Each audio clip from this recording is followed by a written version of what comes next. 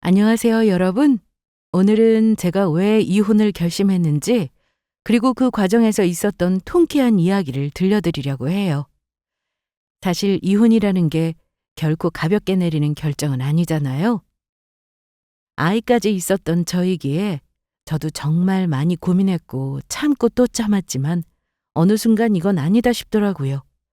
그 결정적인 이유는 바로 제 전 남편의 편파적이고 비상식적인 태도 때문이었습니다.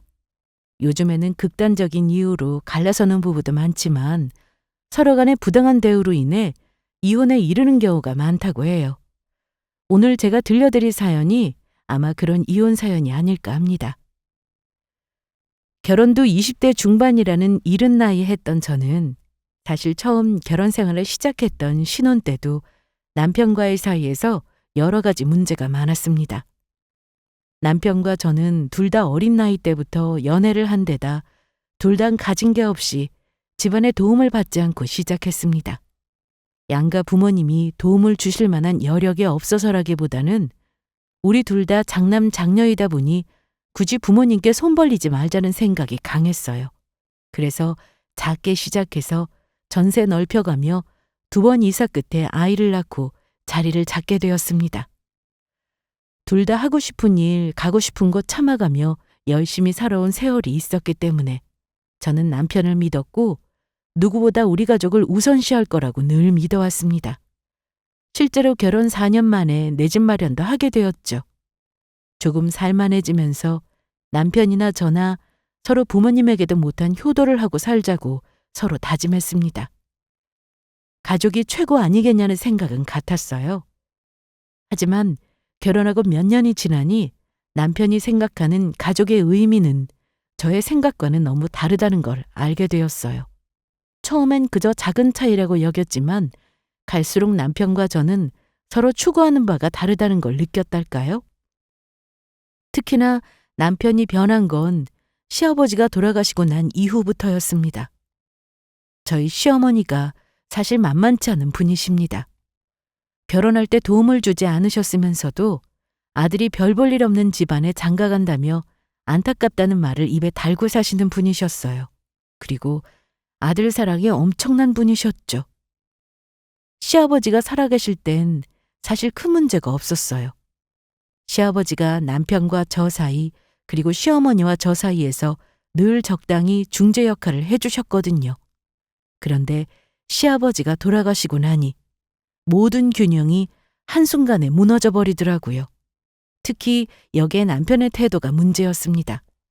시아버지가 돌아가시고 나서부터 남편은 홀로 계신 시어머니를 정말 지극정성으로 챙기기 시작했어요. 처음엔 이해했어요. 부모님을 챙기는 건 당연한 일이니까요. 시아버지가 돌아가신 지 얼마 되지 않았을 때 시어머니는 우리 부부만 보면 늘 다 죽어가는 소리를 하셨습니다. 지금 떠올려 보면 아무래도 우울증도 좀 있으셨던 게 아닌가 싶어요. 네 아버지 돌아가시고 나 혼자 이렇게 외롭게 사는데 너희는 어쩜 엄마가 밥은 제대로 챙겨 먹는지 아픈 데는 없는지 신경을 안 쓴다니? 니들끼리 편하게 살면 좋겠지만 이제는 엄마도 좀 들여다보고 그래라. 내가 참다 너무 서운해서 하는 말이야. 네? 어머니, 어머니 서운하실 줄은 몰랐어요. 죄송해요. 저희도 사느라 바빠서 어머니 마음까지 헤아리지를 못했네요. 처음 저런 말씀하실 때는 저도 솔직히 마음이 안 좋았습니다. 당연히 사별한 그 마음이 너무 허전하실 것 같았고 이해가 갔으니까요. 그래서 처음에는 열심히 시어머니께 신경을 썼습니다. 자주 전화도 드리고 주말이면 아이를 데리고 시댁에도 갔죠. 그런데 시어머니의 요구는 갈수록 많아졌습니다. 특히나 며느리인 저보다 남편에게 투정을 많이 하셨습니다. 남편은 어머니가 하시는 말을 적당히 들어드리는 아들이 아니었어요. 자기 엄마는 세상에서 제일 짠하고 불쌍한 사람이었습니다. 내가 요즘 허리도 아프고 집안일 하기도 힘들어서 아주 집안꼴이 말이 아니야. 자식 며느리가 있으면 뭐하니? 의무적으로 얼굴 한번 내비치고 가버리고 말이지. 나는 니들 오면 밥만 해주는 사람인 거니? 집에 오면 집안일도 좀 챙기고 살펴주는 게 며느리가 할 일 아니냔 말이야. 시아버지 계실 때는 이런 말이 나오면 항상 시아버지가 웃으면서 중간에서 화제를 돌리거나 해결책을 제시하곤 하셨는데 이제는 그런 완충지대가 없어지니 아들을 달달 볶으시더라고요. 문제는 남편의 태도였습니다. 그럴 때마다 우리가 해드릴 수 있는 부분과 아닌 부분을 적절히 구분해야 함에도 남편은 그러질 못했어요. 심지어 명절에는 저에게 이런 요구까지 하더군요. 여보, 이번 설에는 우리 엄마 혼자 계시니까 애 데리고 연휴 내내 엄마 집에 있을까 해. 당신 집에는 미리 다녀오자. 어차피 멀어서 명절 당일에 가기도 쉽지 않잖아. 너무 쉽게 우리 부모님 댁은 미리 다녀오자며 얘기하더라고요. 하지만 우리 부모님은 부모 아닌가요? 지방에 계셔서 자주 보지도 못하는 데다 소녀딸 명절에 한번 보기만을 오매불만 기다리시는 분들이십니다. 뭐? 당신은 어쩜 그리 말을 쉽게 해? 우리 부모님이 이번 설을 얼마나 우리만을 기다리시는지 뻔히 알면서 명절에 가야 의미가 있지. 그래야 멀리 사는 동생도 겨우 한번 볼 수 있단 말이야. 그러자 남편은 버럭 짜증을 내기까지 했습니다. 내가 지금 당신 집까지 챙길 여력이 있어 보여? 집에 치이고 당신이랑 애한테 치이고 우리 엄마까지 난리신데 얼마나 힘든지 내 생각은 안 하냐고. 매번 그러자는 것도 아닌데 이번에는 내 말대로 좀 하자. 결국 저는 남편 말대로 할 수밖에 없었습니다. 하지만 아무리 남편의 어머니라 해도 시댁에 아직 어린아이와 며칠 지낸다는 건 며느리에게는 고역이었습니다. 어머니는 대접을 받으려 하시는 분이지 저나 손주를 챙겨주시는 분이 아니셨기 때문에 저는 연휴 내내 남편 시어머니 식사며 아이 치닥거리까지 하느라 살까지 빠져버렸습니다. 그때부터 남편은 우리 친정 식구들을 소홀히 여겼던 것 같아요. 남편에게 서운한 일들이 많아질수록 우리 친정은 이 사람에게는 챙겨야 할 가족이 아닌가 하는 생각이 들더라고요. 도와주고 우리 부모님께도 친절했죠. 그래서 제가 참 좋은 사람과 결혼했구나 생각하며 마음 놓았던 것 같아요. 하지만 점점 남편의 태도가 달라지더군요. 하루는 장을 보고 집에 들어왔을 때였어요. 장바구니를 들고 부엌에서 정리하는데 남편이 거실에서 저를 부르더라고요. 그런데 남편은 생활비를 가지고 잔소리를 했습니다. 여보, 이번 달 식비 너무 많이 쓴 거 아니야? 이번 주에 특별히 많이 산 건 없는데. 우리 수연이한테 필요한 것만 샀어. 그리고 요즘 물가 알면서 그런 말을 해? 식비만 내도 어마어마한 거 몰라? 하지만 남편은 한숨을 내쉬며 저에게 더 아껴 쓰라고 하더라고요. 그래도 주부라는 게 뭐야? 살림 알뜰하게 하는 일 본분 아니야? 생활비 좀 더 아껴봐. 우리 세 식구 먹고 사는데 무슨 돈이 이렇게 많이 들어가냐? 속으로는 남편이 이렇게까지 꼼꼼하게 살피는구나 싶어서 제가 잘못한 건가 싶었어요. 그래서 더 알뜰하게 살려고 노력도 했습니다. 그런데 며칠 후 남편이 시어머니와 통화하는 걸 듣게 됐죠. 그때 처음 남편에게 배신감을 느꼈습니다. 엄마, 필요한 거 있으면 말해. 내가 사서 보내드릴게. 아니면 내가 지난번 드린 카드 있죠? 그거 눈치 보지 말고 쓰셔요. 엄마한테 아들이 그 정도는 해드릴 능력 있으니까. 남편 입에서 나오는 말을 듣고 순간 멈칫했습니다. 남편은 우리 집 장 보는 건 아껴야 한다며 저에게 잔소리를 하면서 시어머니에게는 신용카드까지 드리고는 아낌없이 지원하고 있더라고요. 그뿐이 아니었습니다. 남편은 바쁘다는 핑계로 육아도 도와주지 않았어요. 어린이집에 보내기 시작하면서는 육아는 거의 제 몫이었죠. 너무 힘든 날은 남편에게 등하원을 부탁해도 남편은 그것마저 저에게 미루는 사람이었습니다.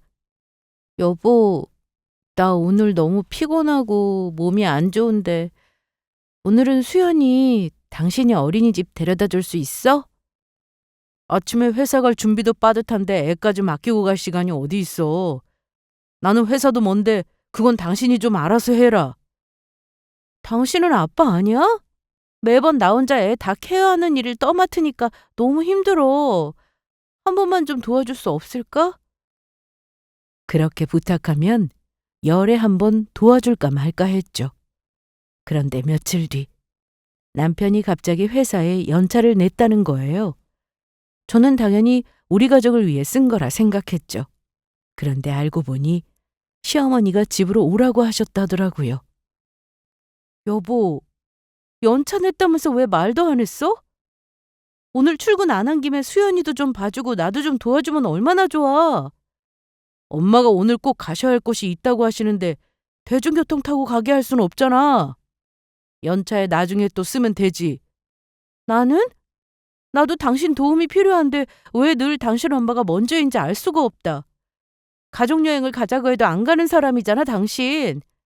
근데 어머님 부탁에는 단번에 달려가네? 엄마는 나밖에 없지만 당신은 그래도 혼자서 다 할 수 있잖아. 내가 유일한 아들인데 당연히 이 정도 도리는 해야지. 그 말을 듣는 순간 남편에게서 가족이라는 단어가 얼마나 좁은 의미로 쓰이는지 깨달았어요. 남편의 가족에는 저와 아이는 뒷순이었고 시어머니가 항상 먼저였던 거죠. 그때부터 남편의 행동 하나하나가 서운하게 느껴지기 시작했어요. 그러다가 어느 순간부터 주말에는 무조건 자기 어머니 집에 가야 한다는 걸 규칙처럼 만들어 놓더라고요. 엄마가 혼자 주말에 계시니까 주말마다 내가 들여다볼까 해. 그럼 주말에 우리 애랑 나는? 우리 가족 있는 시간을 줄여가면서 꼭 매번 그래야 해? 어머니가 혼자 못 지내시는 분도 아니고 나도 주중에 바쁜 사람인데 주말에는 애랑 같이 보내줘야지. 당신은 먼저 가져가지는 못할 망정 그런 말이 어딨어? 우리 엄마 혼자 되시고부터 우울해하시는 거 몰라? 암튼 나는 그렇게 할 테니 당신은 싫으면 오지 말든가. 가족인데 아들인 내가 엄마 안 챙기면 되겠어? 그쯤 되는 남편이 말하는 가족이라는 말이 어색하게 느껴졌어요. 남편에게 가족이란 저와 아이 그리고 친정을 제외한 시가 식구들만 해당된다는 느낌이 들었거든요. 게다가 남편뿐 아니라 시어머니도 저에게 만만치 않은 요구를 많이도 하셨기에 저 역시 스트레스가 이만저만이 아니었죠. 어머니는 매번 제가 뭘 해도 부족하다고 하시고 심지어 며느리 도리를 못한다고 노골적으로 말씀하시더라고요. 아들을 저에게 장가 보낼 때부터 마음에 안 들었는데 제가 시댁을 무시한다나요? 어느 날 시어머니 댁에 갔을 때 일이었어요. 저는 아이까지 데리고 시어머니 댁 청소를 도와드리고 장도 보고 저녁까지 준비했습니다. 그런데도 시어머니는 식사 중에 갑자기 저를 향해 한숨을 쉬며 말씀하셨어요. 아유, 요즘은 다들 이렇게 돈도 안 들이고 효도를 하는 세상인가 봐. 너는 참 편하게도 산다. 남의 금쪽 같은 아들 데려가서 돈 벌어오기 시키고 혼자 있는 시어머니한테 적당히 하고 살아도 되니 말이야? 저는 시어머니의 갑작스러운 공격적인 언사에 깜짝 놀라며 되물었습니다. 어머니, 제가 뭘 잘못했나요? 뭐가 부족한지 말씀해 주시면 제가 노력해 볼게요. 노력? 노력은 무슨... 애초에 마음가짐부터 잘못됐지. 네가 우리 집에 시집 올 때부터 내가 느꼈어. 네가 우리 집안 사람들을 어떻게 대하는지. 나를 얼마나 무시하고 서방을 무시하면 남편 혼자 시댁에 보낸다니? 어머니는 아들이 주말에 혼자 시댁에 오는 자체도 꼴보기 싫으셨던가 봅니다. 아들 내외가 다 같이 와서 당신을 챙기길 바라셨던 거죠. 하지만 맞벌이의 육아에 지칠 대로 지친 제가 매주 1시간 거리가 넘는 시댁에 온다는 일이 결코 쉬운 일은 아니었습니다. 그래서 남편이 혼자 가게 내버려 둔 거고요. 어머니, 저는 제가 할 수 있는 한 최선을 다하고 있어요. 저도 애 키우고 집안일 하느라 정말 정신이 없어요. 그래도 어머니 신경 쓰려고 노력 중인 거 아시잖아요. 무슨 말씀을 하시는 건지. 말로만 그렇겠지. 하지만 네 행동을 보면 알잖아. 너는 우리 집안 행사에도 늘 귀찮다는 표정이고 내가 뭘 부탁하면 항상 핑계만 대고. 어머니, 제가 핑계를 댄 적은 없어요. 다만 저도 아이 키우고 남편 뒷바라지 하다 보면 힘들 때가 있어서 제가 챙겨드린다고 해도 어머니 성에 안 차셨나 보네요. 그래도 며느리는 도리는 해야지. 요즘 애들은 정말 뭐가 며느리 도리인지 모르더라. 넌 참 편하게 살아 좋겠구나. 그 순간 남편이 옆에서 가만히 듣고만 있는 걸 보니 더 속이 터졌어요. 제가 편하게 산다고 생각하시는구나 싶어 억장이 무너졌죠. 그렇게 말만 잘하겠다 하지 말고 행동으로 보여줘야지. 내가 지난번부터 몸이 안 좋다고 먹고 싶은 게 있다고 해도 어쩜 들은 척도 안 할 수가 있어? 듣다 보니 저도 사람인지라 속이 터지더라고요. 제가 뭘 얼마나 도리를 안 했다고 불만을 토로하시는지 열불이 났습니다. 그래서 제 딴에는 정말 예의 바르게 제 입장을 말씀드렸어요. 어머니, 제가 어머니 기대에 미치지 못한 건 죄송해요. 하지만 저는 제가 할 수 있는 최선을 다하고 있어요. 어머니께서 계속 저를 이렇게 힘들게 하시면 저도 지칠 수밖에 없어요. 수연 아빠가 지금 잘하고 있는데 제가 뭘 얼마나 더 해야 하는지 솔직히 모르겠어요, 어머니. 그러자 맞는 말을 하는 제게 어머니가 버럭 소리를 지르셨습니다. 너 지금 나한테 따지는 거야? 아니요, 따지는 게 아니에요. 그냥 제 입장도 조금 이해해 주셨으면 해서요. 제가 어머니를 존중하고 가족처럼 생각하는 것처럼 저도 어머니께 같은 존중을 받고 싶어서 드리는 말씀이에요. 자자, 어머니, 수연 엄마, 둘 다 그만해. 앞으로 더 잘하겠다고 말하면 그만인데 당신은 뭘 그리 어른 말에 토를 달아? 엄마도 그만하세요. 아들이 더 잘해드리면 되잖아요. 남편이 어머니의 언성이 높아지자 그제야 끼어들어 말리긴 하더라고요.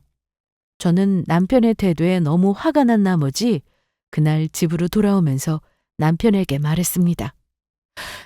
당신은 왜 어머니가 나한테 이렇게 말씀하시는 걸 보고도 아무 말 안 해? 내가 당신한테 시집 와서 이날 이때까지 내 도리 안 하고 산 게 뭐가 있다고 매번 저러시는 거야? 어머니한테 받은 게 많으면 또 몰라. 해준 거 없으니 바라지도 않겠다던 분이 너무하시잖아. 엄마가 그렇게 느끼신다면 당신도 좀 더 신경 쓰면 되잖아. 우리 엄마가 힘드시다는데 당신이 조금만 더 참고 잘해드리면 안 돼? 내가? 지금까지 내가 안 한 게 뭐가 있는데? 당신은 그냥 가만히 듣기만 하고 나보고만 참으라는 거야? 당신은 왜 항상 어머니 편만 드는지 모르겠다. 나도 당신의 가족이고 나도 힘들어. 나는 우리 엄마가 아프고 외로운 게 더 걱정되는데 그럼 어쩌냐? 우리 어머니 조금 있으면 벌써 칠순이셔. 건강도 안 좋으신데 지금 아니면 내가 언제 신경 쓴다고 그래? 나중에 후회할 일 만들기 싫어서 잘하는 거니 당신도 불만 갖지 마. 저는 그날 이후로 시어머니에게 적당한 선을 그리기 시작했어요. 더 이상 제 에너지를 다 쏟아붓지 않겠다고 결심했습니다. 남편에게도 너무 서운했어요. 그럴 때마다 마침 저희 친정에 우환이 생기고 말았습니다. 그날은 엄마가 허리를 크게 다치셨다는 소식을 들은 직후였어요. 병원에서 수술 날짜를 잡았고 그 후로도 병원에 자주 드나들며 돌봐야 하는 상황이었죠. 남동생이 있어도 결혼에 더 먼 곳에 사는 터라 본가에 올라와서 엄마를 케어하기 쉽지 않은 상황이었습니다. 엄마도 아들보다는 딸인 제가 편하실 듯 싶었고요. 혼자 감당하기엔 버거웠던 저는 남편에게 간곡히 부탁했습니다. 여보, 잠깐 얘기 좀 하자. 낮에 아빠가 연락을 급하게 하셨는데 아무래도 내가 친정에 당분간 가 있어야 할 것 같아. 어? 무슨 일인데 그래?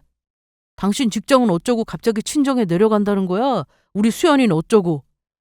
당분간 휴가를 쓰던지 해야지 별 수 있어? 엄마가 하우스에서 일하시다가 허리를 심하게 다치셨대. 그 동네는 큰 병원 나가려면 쉽지 않거든. 수술하시고도 당분간 내가 돌봐드려야 할 것 같아. 그래서 말인데 내가 병원 왔다 갔다 하는 동안 당신이 수연이 좀 케어해 줄 수 있어?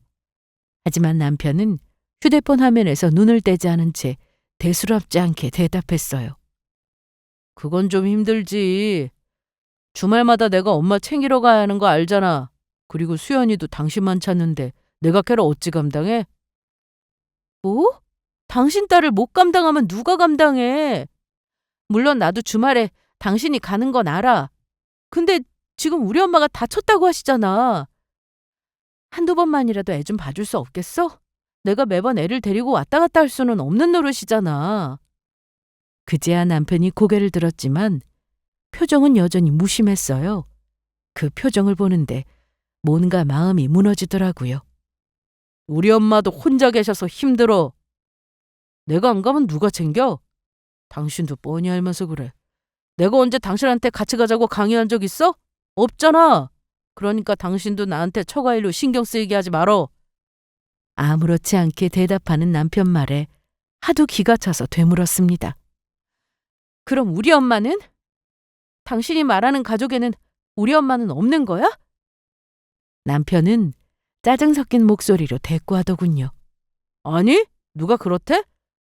당신은 꼭 그렇게 극단적으로 말하더라. 내가 말하는 건 우리 엄마 신경 쓰기도 바쁜데 처가까지 챙기라는 게 과하다는 거야. 당신도 우리 엄마한테 할 만큼 한다고 따지지 않았어? 나도 당신 부모님한테 명절 때 생신마다 용돈 드리고 사위 노릇하고 있어. 나는 우리 엄마만 챙기는 것도 벅차.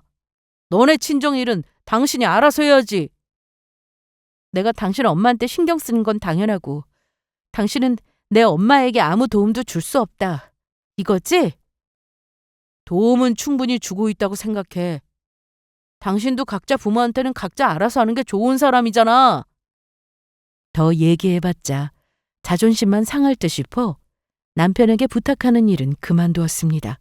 그리고 그야말로 저는 개고생을 하며 엄마 간병을 했어요. 그런데 화가 나는 일은 거기서 끝이 아니었습니다. 엄마 병원비 문제로 남편과 크게 다투게 되었거든요. 엄마가 다행히 보험을 가입해 놓으셨지만 간병인을 쓰기도 했고 돈이 생각보다 많이 들더라고요. 당연히 자식으로서 보태드려야 한다고 생각했습니다. 저도 일을 하는 사람이고 여윳돈도 있었기 때문에 남편에게 말 안 하고 보태드려도 사실 상관없는 일이었어요. 하지만 부부 사이의 돈 문제는 투명하게 해야 한다고 생각했던 저는 남편에게 엄마 병원비를 공동 생활비에서 보태드리겠다고 했습니다. 엄마 병원비가 생각보다 많이 나왔더라. 보험 처리에도 수술비니 간병비니 돈이 많이 들어가서 우리가 좀 보태드렸으면 하는데 당신도 괜찮지? 괜찮으면 우리 생활비 계좌에서 보태드리고 싶어. 남편은 잠시 말없이 저를 쳐다보더니 고개를 살짝 갸우뚱하며 대답했어요. 장모님 병원비? 아니 나는 이해가 안 간다. 돈 몇백을 낼 돈이 없으시단 말이야? 우리도 요즘 여유 없잖아. 갑자기 목돈이 나가는 건 좀 힘들 것 같은데? 꼭 우리가 보태줘야 해? 나 애 낳았을 때 우리 엄마 산후조리비랑 수술비 다 보태주신 거 잊었어? 떼돈이 들어온 것도 아니고 내 동생이랑 같이 보태주는 건데 뭐가 힘들어. 그래서 당신은 못 보태주겠다는 거야? 남편은 제가 화를 내자 한숨까지 내쉬었습니다. 내 말은 우리가 지금 여유가 없다는 거야. 그럼 처남은? 처남은 뭐 한대? 아무리 당신이 장녀라도 시집간 딸이잖아. 아들인 처남이 보태도 더 보태는 게 맞아. 아무튼 나는 이 상황에서 몇백씩 못 보태드려. 정 마음에 걸리면 당신이 비상금으로 도와드리던가. 당신 엄마가 똑같은 상황이라도 이렇게 얘기할 수 있을까? 이 정도 도움도 어렵다 이거야? 나 그동안 우리 집 딸로서 뭐 하나 해드린 것도 없어. 근데 아픈 일에 돕는 일도 싫다는 거야? 하지만 남편은 막무가내였습니다. 난 모르겠어. 사위한테 장모가 병원비까지 보태달라고 할 일이야? 병원비는 네 가족이 알아서 해결해. 당신이 외동도 아닌데 나까지 신경 쓰고 싶지 않아. 그날 밤 저는 혼자서 남편의 말을 곱씹으며 잠들 수가 없었어요. 남편의 말은 마치 분명한 선을 긋는 듯 했어요. 가족이라고 생각했던 관계에 그어진 선. 그 선 너머에는 내 친정엄마는 물론 나조차도 포함되지 않는 느낌을 받았습니다. 그날 남편이 생각하는 가족이 어디까지인지 다시 한번 뼈저리게 깨달았어요. 그리고 그 깨달음은 제 결혼 생활에 대한 확신을 송두리째 흔들어 놓았습니다. 어쨌든 남편은 기어이 한 푼도 엄마의 병원비를 보태주지 않았고 결국 남편의 거절로 제가 따로 모아둔 돈으로 엄마 병원비를 보태드릴 수밖에 없었습니다. 그런데요, 결정적으로 제가 이혼을 결심하게 만든 게 바로 남편 놈의 그 이후 행동이었습니다. 제가 엄마 병원비를 보태주는 일에는 펄펄 뛰며 눈을 뒤집어가면서 반대를 하던 인간이 자기 엄마에게는 아주 돈 아까운 줄 모르더라고요. 그 사실을 알게 된 건 시어머니 때문이었습니다. 어느 날 시어머니가 전화가 걸려왔습니다. 평소처럼 안부를 묻는 전화겠거니 생각했는데 대뜸 이렇게 말씀하시더라고요. 너는 시애미한테 연락 한 통이 없어? 이번에는 또 뭔가 싶어서 그냥 대수롭지 않게 대꾸했습니다. 네, 어머니 죄송해요. 얘기 들으셨는지 몰라도 저희 친정엄마가 얼마 전까지 많이 아프셨거든요. 그래서 경황이 없어 연락을 통 못 드렸네요. 그런데 무슨 일이세요? 내가 여행 가는데 용돈이라도 보태줄 생각은 없는 거니? 수연 아파트 얘기 못 들었어? 어쩜 그리 모른 척을 하고 내가 결국 전화를 하게 만들어? 저는 여행이라는 말에 당황해서 되물었습니다. 여행이요? 무슨 말씀을 하시는 거예요? 전 수연 아빠한테 들은 게 하나도 없어요, 어머니. 이번에 돌아오는 내 생일 기념으로 애비가 친구들하고 같이 하와이를 보내준다지 뭐니. 나도 생전 처음으로 비행기 타고 해외여행 가는 거야. 너는 관심도 없니? 며느리라고 하나 있는데 정말 서운하구나. 긴 말 안 하마. 우리 아들이 여행비는 대주니까 너는 용돈이라도 조금 부담해줘. 내가 여행 가서 쓸 돈이 어디 있겠어. 그 말을 듣고는 머리가 멍해졌어요. 어머니가 여행을 가신다는 얘기조차 들은 적이 없었거든요. 더구나 저는 최근 엄마의 병원비 문제로 얼마나 고민하고 있었는지 남편에게도 여러 차례 이야기했었어요. 그런데 남편이 이런 중요한 일을 저한테 한마디도 안 했다는 사실에 화가 나더라고요. 저녁에 남편에게 바로 물었습니다. 당신 엄마 해외여행 가신다는 얘기 왜 나한테 안 했어? 어머니가 오늘 전화하셔서는 나한테 용돈 보태라고 하시더라? 남편은 제 말에 미동도 않고 대답했습니다. 그게 뭐가 문제야? 엄마가 가고 싶어 하셔서 내가 돈 대드리기로 했어. 뭐라고? 우리 엄마 병원비는 없다고 하더니 시어머니 병원비는 내준다고? 지금 그게 말이 돼? 왜 말이 안 된다는 거야? 우리 엄마는 장인장모랑 다르잖아. 평생 고생만 하셨는데 이제라도 여행 한번 가보셔야지. 뭐가 문제라고 나한테 지금 따지고 드는 건데. 장모님 병원비랑 우리 엄마 여행 가는 거 보태는 게 무슨 관계가 있다고 눈에 쌍심지를 켜느냔 말이야. 내 입장에선 당연히 기분 나쁜 일인 거 몰라? 그럼 우리 엄마는? 우리 엄마 병원비 몇 푼은 아까워서 주기 싫다면서 어머니 여행 보내드리는 돈 수백은 형편이 어려워도 내드리니? 남편은 역시나 뻔뻔하게 대답했습니다. 장모님은 장인어른도 있고 처남도 있고 네가 알아서 할 수 있잖아. 우리 엄마는 나밖에 없으니까 내가 챙기는 게 맞아. 우리 엄마는 나한테 특별하다니까? 당신 엄마랑 비교하지 마. 그리고 말이 나왔으니 말이지. 아픈 사람보다는 건강한 사람부터 챙기는 게 이치에 맞는 일이야. 알겠어? 아픈 사람보다 건강한 사람부터 챙기는 게 이치에 맞다고? 무슨 개 같은 논리야? 난 살면서 그런 말 들어본 적도 없어. 당신 논리 진짜 황당하다. 남편의 머릿속에는 가족이라는 단어가 얼마나 이기적으로 정의되어 있는지가 명확하게 느껴졌어요. 저는 분노와 서운함을 억누르며 참았지만 그때부터 이혼이라는 단어를 머릿속에서 떠올리며 내가 이 인간과 앞으로의 삶을 살아갈 수 있을까 고민하기 시작했습니다.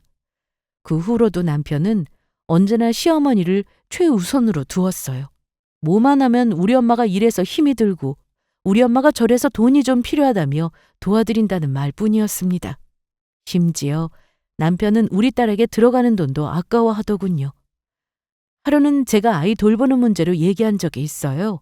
저도 이 일을 하느라 저녁 시간이 바빠 하원 후에는 집에서 돌봐줄 돌봄 선생님이 필요했습니다. 아시다시피 사람 쓰는 일이 가장 돈이 많이 들어가는 일이죠. 이래저래 생활비에 지어 남편에게 평소보다 생활비를 더 줘야 할 것 같다고 말했죠.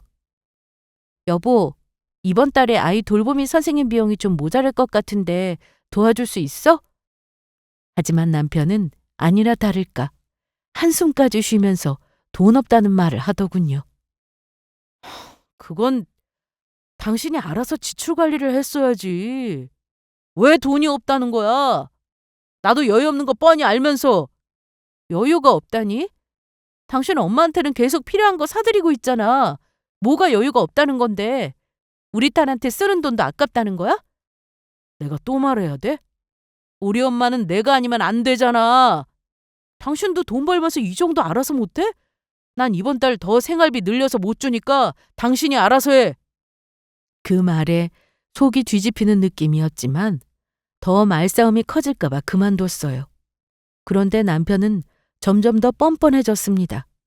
시어머니를 돌보는 일이나 용돈은 아낌없이 지원하면서도 제가 무언가 아이 문제나 집안일을 부탁하면 늘 돈이 없다거나 바쁘다는 핑계로 일관했죠. 시간이 지날수록 저는 점점 더 지쳐갔고 남편의 이기적인 모습에 참기가 힘들었습니다. 그래서 본격적으로 이혼을 준비하고 변호사 상담까지 받아보았어요.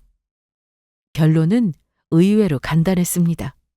부부 사이의 부당한 대우와 경제적으로 고립시키고 자기 집과 처가를 차별하는 일이 이혼 사유로 꽤나 많다고 하는 겁니다. 당연히 이혼 소송 청구 이유도 충분하다고 했고요. 그 말에 저는 더 속 끓이지 않기로 결심했습니다. 바로 이혼을 결심한 거죠. 하지만 세상 일이라는 게요. 참 우스우면서도 무섭기도 하더군요. 돌고 돈다는 말이 정말 맞는 게 제가 이혼을 준비하던 그 즈음에 생각지도 못한 사건이 터졌습니다. 이번에는 바로 시댁에 우환이 생긴 거였죠. 어느 날 남편이 다급하게 연락을 해왔더라고요. 그것도 한참 회사 일로 바쁠 시간에 말입니다. 전화기 너머로 남편이 거의 절규하듯 소리를 지르더라고요. 여보, 큰일 났어. 엄마가 갑자기 쓰러지셨어. 당신 지금 어디야? 지금 당장 병원으로 와줘. 뭐라고? 괜찮으신 거야? 어제까지만 해도 멀쩡하시던 분이 갑자기 왜? 몰라. 나도 연락받고 급히 가서 병원에 모셔다 드렸는데 상태가 좋지 않대. 아무래도 중풍이 오신 것 같아.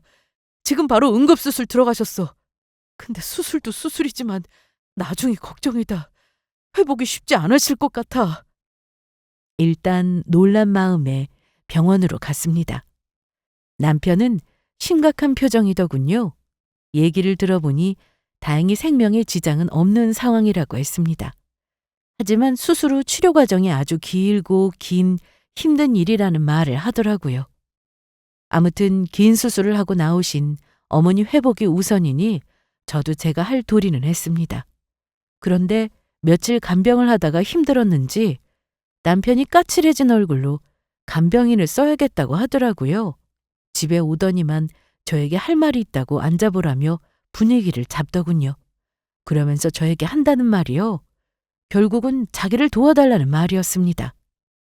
여보, 내가 아픈 사람 돌보는 일을 너무 쉽게 받는가 봐. 이렇게 힘든 줄 몰랐네. 수술비도 엄청나더라. 내가 중간 정산을 한번 했는데 아직 돈이 택도 없이 모자라. 엄마는 왜 보험도 안 들어놓으신 거야? 아이, 그래서 말인데 여보. 병원비도 많이 들고 간병도 필요해서 당신이 좀 도와주면 좋겠어. 부탁 좀 하자. 우리 가족인데 모른 척 할 건 아니지? 남편 말을 듣는 순간 저는 너무 놀랍고 어이가 없었어요. 그래서 단박에 남편의 요구를 거절했습니다. 뭐? 내가 당신 어머니 간병을 도와달라고? 나한테? 평소엔 당신 엄마 일은 당신 혼자 다 해야 한다는 사람이 왜 이번은 예외야? 그리고 병원비는 왜 나한테 도와달라는 건데? 나 그럴 돈 없어. 당신한테 도움 청했을 때 우리 집 일은 알아서 하라며. 당신 어머니잖아. 아들인 당신이 감당해야지. 남편은 당황하면서 이러더군요. 그건 그때 얘기고 지금은 상황이 다르잖아. 나 혼자 어떻게 다 감당해. 어머니 수술비만 1,000만 원이 넘어. 부부라는 게 뭐겠어. 이럴 때 당신이 좀 나서줘야지. 지금 내 귀로 듣고 더 어이가 없다. 당신이 나한테 그런 말할 자격이 있나? 당신은 평소에 내가 뭘 부탁하면 늘 바쁘다고 돈이 없다고 했잖아. 심지어 딸한테 들어가는 돈도 아까워하던 사람이 당신이야. 그래도 당신 어머니한테 드릴 돈은 매번 충분했잖아. 그럼 이번에도 혼자 알아서 해야지. 왜 나한테 도움을 청해? 남편은 고개를 숙이며 어쩔 줄 몰라 했습니다. 뭐, 당신 말대로 내가 그땐 잘못 생각했나 봐. 그렇지만 엄마가 이렇게 아프신 상황에서는 우리 부부가 힘을 합쳐야지. 당신이 모른 척하면 나는 어쩌라는 거야. 저는 차갑게 웃으며 한마디 던졌습니다. 부부끼리 힘을 합치자니? 근데 여보, 부부끼리 힘 합쳐야 하는 일을 왜 우리 친정엄마 아프실 때는 왜 해당되지 않았던 걸까? 남편은 저의 말에 민망한 듯 아무 말을 못하더군요. 어쩔 줄 모르는 남편 표정을 보니 그동안 쌓였던 서운함과 억울함이 한꺼번에 밀려왔지만 일부러 아주 차분하게 말문을 열었죠. 그동안 참았던 말을 해야 할 때가 바로 그날인가 싶었습니다. 나 아직도 당신이 말하던 거 생생히 기억나. 여유가 없으니까 우리 집에서 알아서 하라 그랬지? 나도 할 말은 당신이랑 똑같아. 내 얼굴 빤히 알잖아. 나도 보태줄 여유 없어. 어머니는 본인 병원비도 할 여유도 없이 대체 뭐하고 사셨대? 당신이 보낸 돈 모아놔 두실 것이지. 병원비며 간병비며. 어머니 스스로 해결 못하시면 아들인 당신이 해야 하지 않을까? 여보, 수연 엄마. 당신 정말 이럴 거야? 지금 엄마가 이러신데 어떻게 나 혼자 감당하라고 해? 내가 장모님 일은 생각이 짧았다고 하잖아. 우리 엄마 아프셨을 때는 내가 혼자 해결했고 당신은 잘도 모른 척했어. 다시 말하기 싫어. 당신 어머니 문제는 당신 혼자 해결해. 나도 여유가 없거든. 남편은 얼굴이 새파래지며 손까지 휘저으면서 말했습니다. 그럼 내가 빚을 내서라도 병원비는 해결해 볼 테니까 당신이 간병이라도 해줘. 그 정도는 해줄 수 있지? 아무래도 내가 아들이다 보니 엄마가 많이 불편해하셔. 생판 남인 간병이보다는 당신이 낫잖아. 제발, 이번만 좀 도와줘. 엄마가 이렇게 힘들어하시는데 당신이 나서주면 정말 고맙겠어. 남편은 절박한 표정으로 저를 설득하려 들었어요. 그 말을 듣는 순간 저는 쓴웃음을 지었습니다. 빚까지 내서 병원비를 해결하고 내가 간병까지 하라고? 정말 당신 대단하다. 이제 와서 내가 당연히 도와줄 거라고 생각하는 건가? 여보, 그게 아니라 내가 너무 힘들어서 그래. 우리 가족이니까 서로 도와야지. 당신이 엄마 대신 옆에 있어주면 이번만 도와달라고? 미안하지만 당신 엄마 간병은 당신이 알아서 해. 나는 당신의 이기적인 요구를 받아줄 생각이 없어. 남편은 할 말을 잃고 고개를 떨궜어요. 하지만 저는 이미 결심이 서 있었습니다. 저는 가만히 서랍에서 준비해둔 서류를 꺼내 남편 앞에 놓았습니다. 그리고 미안하지만 앞으로 나 이제 더는 당신과 당신 엄마를 챙기면서 살 수 없어. 이게 내가 준비한 답이야. 남편은 제가 내민 서류를 보더니 얼굴이 하얗게 질렸습니다. 당신 정말 미쳤어? 이혼? 정말 우리가 이혼까지 할 일이라고 생각해? 내가 잘못했다 쳐! 하지만 이렇게 이혼 소송까지 할 일은 아니잖아. 지금 장난하자는 거야? 아니, 이혼 소송까지 할 정도로 당신은 나를 부당하게 대우했어. 이건 당신 잘못만의 문제가 아니야. 그동안 내가 너무 참고 살았던 내 잘못이기도 하지. 하지만 이제는 더 참고 살 생각이 없어. 이제 당신 엄마는 당신이 알아서 해. 남편은 그 자리에서 오열하며 다시 한번 사과했지만 저는 흔들리지 않았습니다. 여보, 제발 이러지 마. 내가 잘못했어. 내가 다 고칠게. 당신한테 너무 많이 기대고 내 엄마만 챙긴 거 정말 미안해. 나 지금 장난 아니야. 난 더 이상 이렇게 살고 싶지 않아. 당신은 늘 당신 엄마만 항상 우선이었고 나랑 우리 친정은 늘 뒷전이었어. 그래 놓고는 뭐? 가족이라고? 아니? 나는 이제 나랑 우리 부모님 챙기면서 살고 싶어. 당신은 남보다 못한 사람이거든. 남편은 얼굴이 하얗게 질리더니 눈물을 보이기 시작했어요. 여보, 내가 잘못했어. 정말 미안해. 한 번만 도와줘. 제발 내가 이렇게 빌게. 남편은 여전히 간병을 도와달라며 절박하게 매달렸습니다.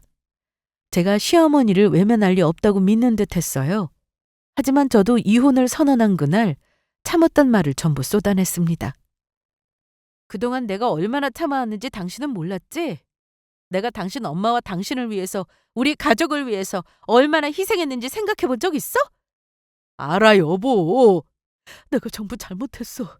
근데 지금은 엄마가 위급하시잖아. 당신이 나 안 도와주면 누가 도와주냐고. 이제 와서 그런 말하면 뭐가 달라져? 내가 힘들다고 할 때 당신은 늘 바쁘다고만 했잖아. 내 이야기는 들으려고 하지도 않았으면서 이제 와서 왜 매달려? 왜 내가 당신을 도와줘야 하는지 그 이유를 나한테 설명해봐. 남편은 그제야 울음을 터뜨리며 무릎을 꿇었습니다. 여보, 제발 그러지 마. 내가 다 고칠게. 이번 한 번만 기회를 줘. 내가 무조건 다 고칠게. 우리 딸 생각해서라도 우리 이러지 말자. 남편의 애원과 눈물에도 제 결심은 변하지 않았습니다. 저는 바로 이혼 소송을 접수했고 그 이후로 재산 분할과 자녀 양육 문제를 두고 법적 절차를 밟아야 했습니다. 소송 전에 조정 날짜를 거치게 되었는데 이 과정에서 남편의 태도는 놀라울 정도로 빠르게 변했어요. 이혼을 막아보겠다며 절박하게 매달리던 모습은 온데간데 없었고 이제는 저를 상대로 적대적으로 나서기 시작했죠. 조정 기간 동안 남편은 끊임없이 재산을 숨기고 저를 곤란하게 하려는 행동을 했습니다. 심지어 양육비를 주지 않겠다고 자기가 아이를 키운다고까지 했어요. 말 그대로 돈 문제 앞에서 사람의 민낯을 제대로 보게 되는 시간이었죠. 재산을 어떻게든 안 주려는 치졸한 모습을 보고 분노가 치밀었지만 이런 태도가 제가 내린 결정이 옳았다는 걸 더욱 확신하게 해주더군요. 결국 돈이 걸리니 이렇게 본색을 드러내는구나. 처음에는 매달리더니 이제는 나를 적으로 만드는 거야? 당신이 먼저 이혼하겠다고 나섰잖아. 이혼하겠다는 사람이 뭘 더 바라는 건데? 재산을 나눌 게 있기는 한가? 원하는 이혼만 하면 되는 거잖아. 내가 바라는 건 네 돈이 아니라 우리 아이의 권리야. 그리고 내가 쌓아온 삶의 정당한 몫이기도 하고 난 무조건 법대로 할 테니 앞으로 다시는 보지 말자. 이혼 소송은 생각보다 길어졌지만 저는 끝까지 제 권리를 포기하지 않았습니다. 아이를 위한 일이기도 했으니까요. 결국 법정은 저의 손을 들어줬고 재산 분할과 양육권 모두 제가 원하는 방향으로 마무리되었습니다. 남편은 끝까지 한 푼이라도 더 아끼려고 했었지만 법은 정당한 몫을 보장해 줬습니다. 이혼이 뭐라고 참고 살았는지. 이혼 후 저는 아이와 함께 친정에서 정말 편안한 삶을 살고 있습니다. 엄마도 건강을 많이 회복하셨고요. 제가 온전히 엄마를 케어해 드릴 수 있게 되니 그동안 얼마나 마음의 짐이 많으셨는지도 알게 됐어요. 이제는 저와 부모님이 서로 의지하며 따뜻한 시간을 보내고 있습니다. 전 남편요? 소식은 종종 듣습니다. 지금은 자기 혼자 간병도 하고 병원비도 대느라 고생하고 있다고 들었어요. 아마 제가 느꼈던 결혼 생활의 서러움을 이제야 조금씩 깨닫고 있지 않을까요? 이혼이라는 결정이 쉽지는 않았지만 제게 필요한 용기였던 것 같아요. 그 선택 덕분에 저는 스스로를 되찾았고 더 이상 억울함이나 분노에 묶여 살지 않아도 되니까요. 구독자 여러분, 제가 당부드릴 말은 한 가지입니다. 사랑도 중요하지만 자기 자신을 잃으면서까지 그 관계를 유지할 필요는 없는 것 같아요. 결혼은 두 사람이 서로 존중하고 같은 방향을 보며 함께 걸어가는 거잖아요. 그런데 한쪽만 계속 무게를 짊어진다면 결국엔 지칠 수밖에 없어요. 혹시 지금 힘든 관계 속에서 혼자 고통을 감내하고 계신 분이 있다면 부디 스스로를 더 사랑해 주세요. 그리고 용기를 내서 자신의 행복을 선택하세요. 저는 그 선택이 절대 후회로 남지 않을 거라고 확신합니다. 오늘 제 이야기를 들어주셔서 정말 감사드리고 앞으로도 여러분 모두가 행복한 삶을 살아가시길 진심으로 바랍니다.